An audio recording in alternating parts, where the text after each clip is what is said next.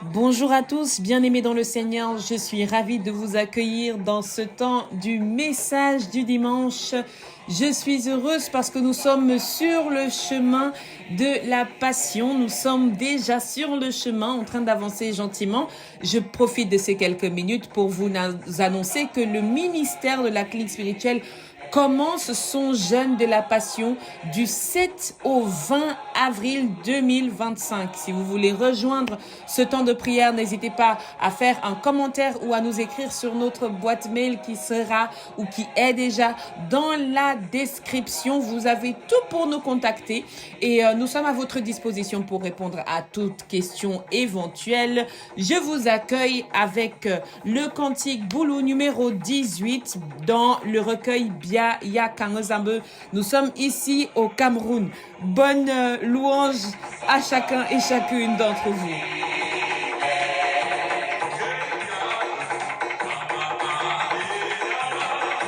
Bien que le sang de Jésus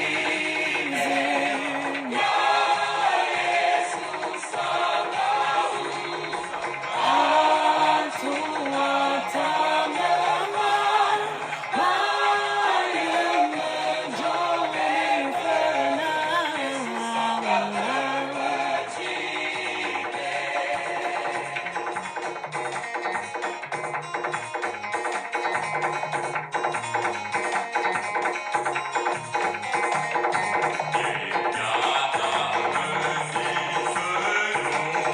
rien que le sang de Jésus,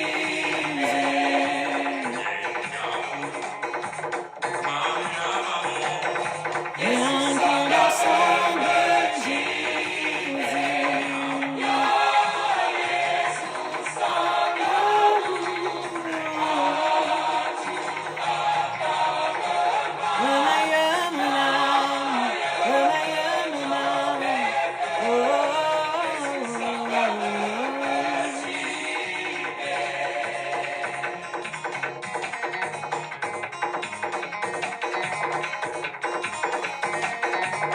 On appelle cet instrument le minkoul à le mimbai.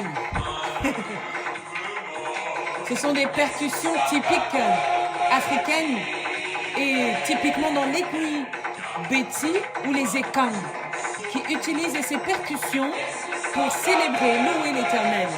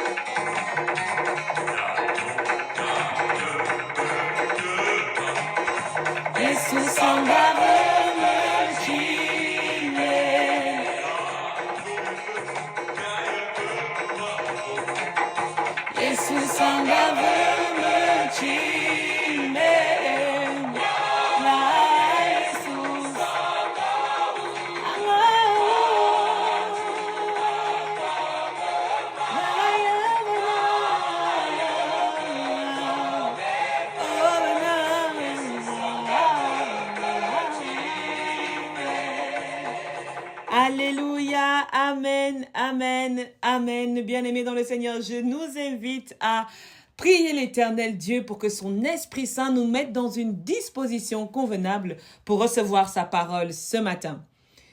Seigneur, notre Dieu, notre bon Père, gloire et honneur te soient rendus au plus haut des cieux, d'éternité en éternité, parce que tu es Dieu. Merci Seigneur, parce que tu as été avec nous tout au long de cette semaine. Merci parce que tu nous as accompagnés, tu nous as précédés dans toutes choses. Voici venu le temps, Seigneur, de ta parole. Prends possession de toutes choses. Habite ta parole afin qu'elle puisse réconforter ceux qui la reçoivent ce matin, qu'elle puisse solutionner ceux qui cherchent des réponses ou à leurs questions. Que ta parole, Seigneur, puisse aider chacun d'entre nous à pouvoir avancer dans le nom agissant de notre Seigneur Jésus-Christ de Nazareth que nous t'avons invoqué.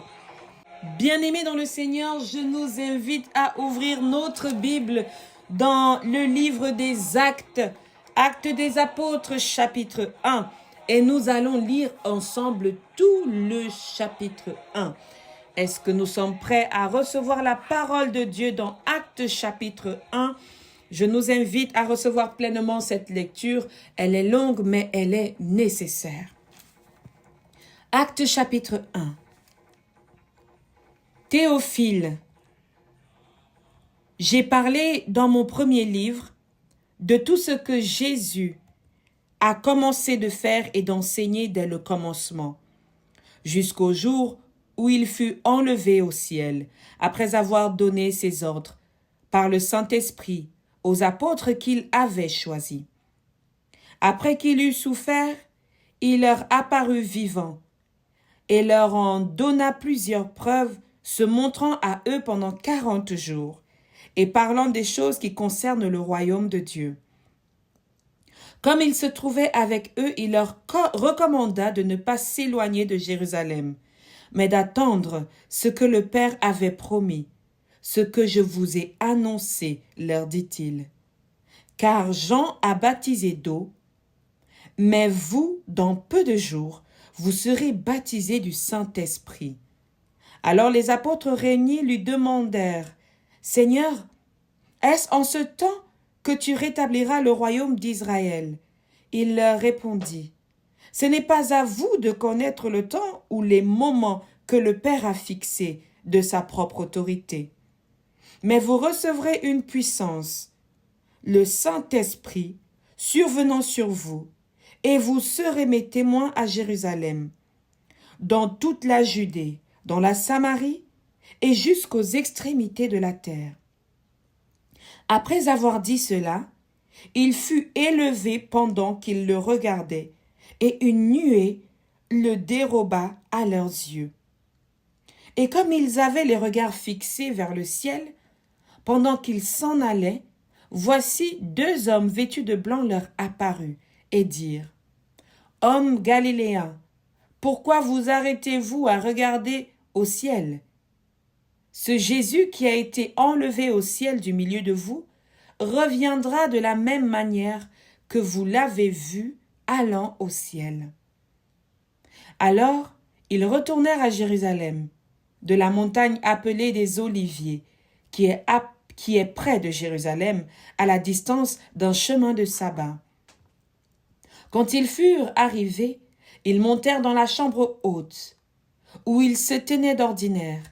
C'étaient Pierre, Jean, Jacques, André, Philippe, Thomas, Barthélemy, Matthieu, Jacques, fils d'Alphée, Siméon le Zélote et Jude, fils de Jacques. Tous d'un commun accord persévéraient dans la prière avec les femmes et Marie, mère de Jésus, avec les frères de Jésus. En ces jours-là, Pierre se leva au milieu des frères, le nombre de personnes réunies étant d'environ 120. Et il dit, « Hommes, frères, il fallait que s'accomplisse ce que le Saint-Esprit dans l'Écriture a annoncé d'avance par la bouche de David, au sujet de Judas, qui a été le guide de ceux qui ont saisi Jésus. Il était compté parmi nous, et il avait part au même ministère. Cet homme, ayant acquis un champ avec un salaire du crime, est tombé, s'est rompu par le milieu du corps, et toutes ses entrailles se sont répandues. La chose a été si connue de tous les habitants de Jérusalem, que ce champ a été appelé dans leur langue Al-Kedama, c'est-à-dire chant du sang. Or, il est écrit dans le livre des psaumes que sa demeure devienne déserte et que personne ne l'habite. Qu'un autre prenne sa charge. Et il faut donc que parmi ceux qui nous ont accompagnés tout le temps que le Seigneur Jésus a vécu avec nous, depuis le baptême de Jean jusqu'au jour où il a été enlevé du milieu de nous, il y en ait un qui nous soit associé comme témoin de sa résurrection. Ils en présentèrent deux, Joseph, appelé Bar-Sabbas, surnommé Justus, et Matthias. Puis, ils furent cette prière. Seigneur, toi qui connais les cœurs de tous, désigne lequel de ces deux tu as choisi, afin qu'ils aient part à ce ministère et à cet apostolat que Judas a abandonné pour aller en son lieu. Ils tirèrent au sort, et le sort tomba sur Matthias, qui fut associé aux 11 apôtres. Parole du Seigneur, nous rendons grâce à Dieu. Bien-aimés dans le Seigneur, nous prenons ici le temps de lire cette parole parce que nombreux sommes-nous qui n'avons pas le temps ou qui manquons de temps pour la lire nous-mêmes. Ici, ce n'est pas un moyen pour moi de vous rendre encore plus paresseux lorsque nous partageons ce livre de Actes chapitre 1. Mais c'est un moyen pour moi de mettre une semence en nous, une soif en nous de connaître les écrits de l'Éternel Dieu. Alors nous avons partagé Actes chapitre 1 qui parle de l'ascension de Jésus-Christ et du retour des apôtres à Jérusalem. Alors ils se sont réunis en chambre haute parce que l'un d'entre eux était parti et que Jésus était enlevé au ciel et que maintenant il fallait remplacer cette personne, cet apôtre qui a failli, selon les écrits, à sa mission ou qui a accompli sa mission selon son destin, selon la manière dont on voit ce Judas. Parce que même Judas avait sa mission à accomplir. Mais je veux nous emmener ici, bien-aimés dans le Seigneur, sur ce qu'ont fait les disciples. Les disciples se sont rassemblés dans une chambre haute. Et Pierre a ouvert la parole en disant que voici, il nous faudrait remplacer quelqu'un pour cheminer encore dans cette mission qui est la nôtre, pour remplir cette place que notre frère a désertée. Je veux parler à quelqu'un ici du remplacement. Les apôtres ont effectué une drôle de manière, c'est-à-dire qu'ils ont, n'est-ce pas, choisi un apôtre. Ils ont choisi 2 apôtres et prié ensemble pour que Dieu lui-même, n'est-ce pas, prenne sa décision. Et la manière pour eux que Dieu prenne sa décision, c'est pour cela que j'ai dit au début que c'était une manière un peu drôle, c'est qu'ils ont tiré au sort. C'est simple. Ils ont prié et ils ont tiré au sort. La personne qui devait remplacer Judas. Et cette personne a été donc Matthias. Mais je veux parler à quelqu'un, comme je l'ai dit, du remplacement. Bien-aimés dans le Seigneur, aucun d'entre nous, physique, humain, n'est irremplaçable.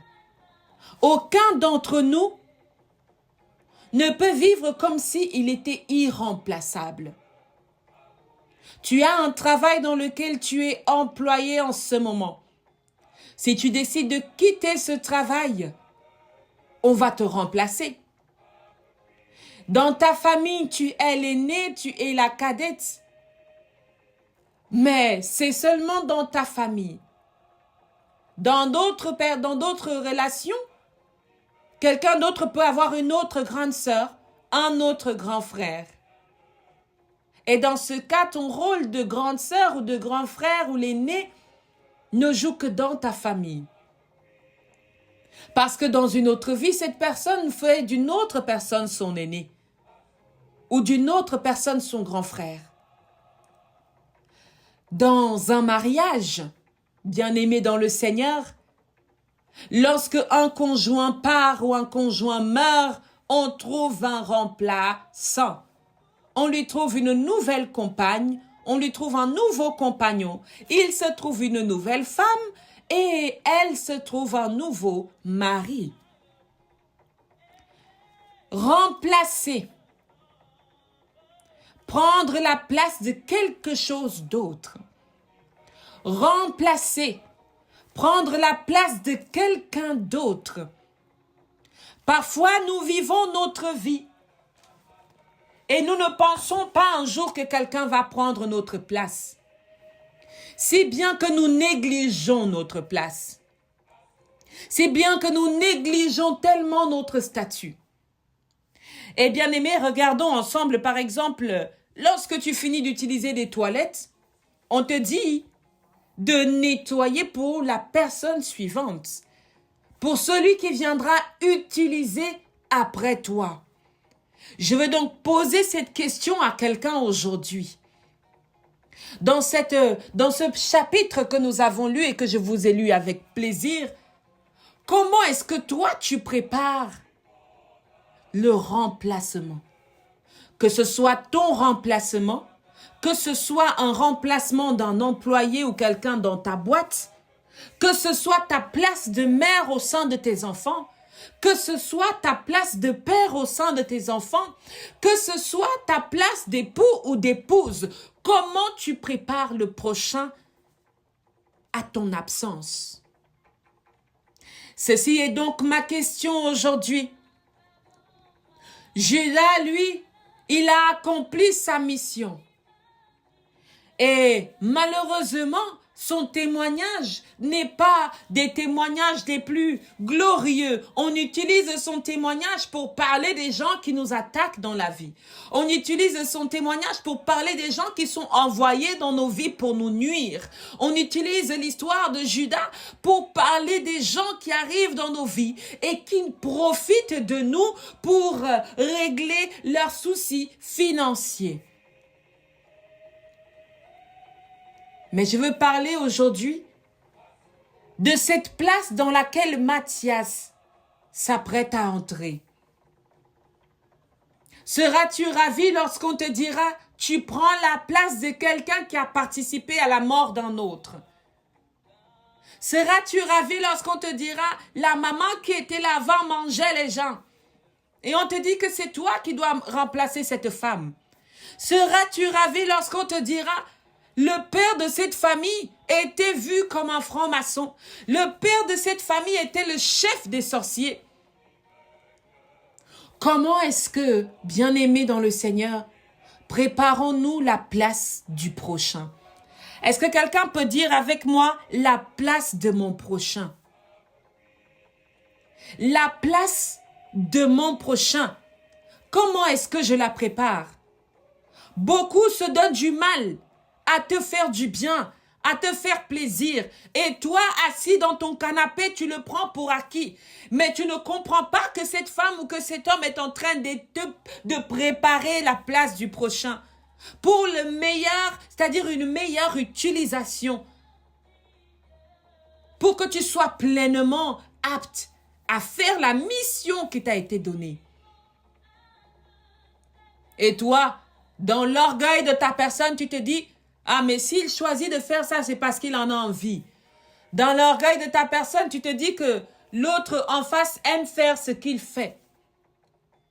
Dans l'orgueil de ta personne, Tu ne te donnes pas plus d'efforts d'entrer dans ta mission, d'entrer dans ton rôle, d'entrer dans ton compartiment. Parce que l'autre en face, tu te dis, il t'a trop habitué. Il ne t'a pas habitué, il a préparé la place du prochain. Et toi, que fais-tu? Nous sommes prompts à accuser celui qui est en face de nous parce que nous ne considérons plus le prochain comme nous-mêmes. Nous ne considérons plus le frère comme nous-mêmes. Nous ne considérons plus la sœur comme nous-mêmes. Notre prochain devient notre ennemi, notre punching ball, et la raison pour laquelle nous n'avons pas réussi dans notre propre vie, c'est à cause du prochain. La raison pour laquelle nous t'avons trompé ou je t'ai trompé, la raison pour laquelle j'ai été infidèle, c'est en face, c'est à cause du prochain. Bien-aimés dans le Seigneur, à quand est-ce que nous allons commencer à nous dire nous-mêmes que nous devons aussi innover dans notre façon de voir, dans notre façon de recevoir, dans notre façon d'être et de vivre Dieu? À quand est-ce que nous allons pouvoir nous poser ces questions? L'autre prépare au mieux la place qui est la tienne dans sa vie. Mais toi, comment prépares-tu la place du prochain? Comment laisses-tu les toilettes que tu as utilisées? Comment accordes-tu de la place à tes frères, à tes sœurs et à tous ceux qui sont autour de toi? Bien-aimé dans le Seigneur, je veux attirer ton attention aujourd'hui dans la préparation de la place du prochain. C'est une place qui participe à ce que chacun d'entre nous accomplisse sa mission. C'est aussi une place qui sert lorsque la parole de Dieu nous dit « Aime ton prochain comme toi-même ». De la manière que tu souhaiterais que ta place soit préparée, prépare-la pour ton prochain. Tu souhaites rentrer et trouver à manger parce que ta femme aura fait à manger. Toi aussi, rentre un jour et fais à manger pour que elle, lui, qu'il puisse aussi trouver à manger. Tu souhaites que ta sœur te réponde poliment, commence par parler poliment. La place du prochain est une place qui doit participer aussi à ce que tu sois à l'aise dans ta mission. Je veux te dire quelque chose. Si la place du prochain est remplie d'excréments, si la place du prochain est remplie de choses dont l'odeur n'est pas agréable et que cette odeur maintenant commence à s'infiltrer dans ta place à toi, seras-tu à l'aise de travailler dans des conditions pareilles? Alors certains me diront, mais c'est sa place, il n'a qu'à la nettoyer. Mais en attendant, ça te dérange, n'est-ce pas? Alors toi aussi, tu peux participer à préparer le passage du prochain, à préparer la place du prochain, à ce que chacun d'entre nous, hommes, femmes, nous puissions participer à l'œuvre de Dieu selon sa volonté. Alléluia. Amen. Amen. Je veux prier, bien-aimé dans le Seigneur, que toi, dans ta vie, que tu puisses non seulement regarder à toi, mais avoir l'intérêt de son prochain. L'autrui doit être aussi quelque chose d'important pour toi. Et toi aussi, personne du prochain, participe à ton prochain, afin que nous puissions ensemble évoluer dans le travail ministériel que nous devons faire. Ça veut dire quoi? Si ton président t'aide à préparer des choses de vice-président, toi aussi, ne t'assieds pas en disant que le président va tout faire. Prends des initiatives qui fait que le président se sent accompagné dans son travail, comme toi aussi tu te sens accompagné dans ton travail. Alléluia. Shalom à tous, bien-aimés dans le Seigneur. Je vous remercie pour ce temps avec le message du dimanche. Et je nous retrouve dimanche prochain. Je vous souhaite une belle semaine dans le nom agissant de notre Seigneur Jésus-Christ. N'hésitez pas à nous écrire, n'hésitez pas à commenter, n'hésitez pas à partager. Le ministère de la clinique spirituelle est à votre disposition pour toute chose que vous aimeriez nous communiquer, que ce soit de la musique, que ce soit une intention de prière, que ce soit des rectifications ou une manière autre de comprendre ce que nous avons reçu. Nous sommes ravis de partager cela avec vous dans le nom agissant et précieux de notre Seigneur Jésus-Christ de Nazareth. Amen, amen, amen.